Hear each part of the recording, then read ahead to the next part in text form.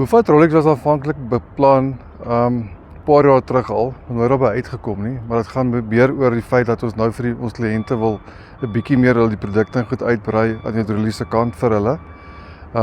Ons het ook gedink daaraan om vir die publiek bietjie meer bekostigbare produkte te gee, wat hoë kwaliteit is ook ten minste. En ja, ons het verlede jaar November begin beplan aan finale beplannings begin doen. En ons het in Januarie, Februarie maand het ons begin deure oopmaak. En ja, ons het tans nog in die beginfase, relatief nog klein, maar ons wil dit is 'n baie groot visie vorentoe wat ons graag wil doen.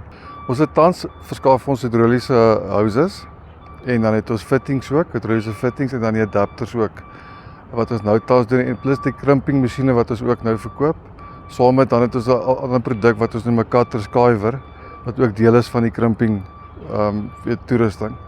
Ons wil later aan wil ons ook graag uitbrei na silinders toe, valve banks en dan die hidroliese pompe ook.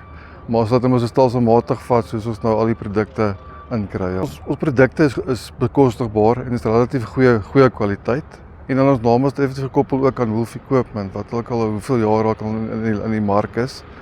En ons staan by ons woorde, is eerlike advies. En ja, ons probeer altyd die kliënt eers te stel ook, is vir ons belangrik.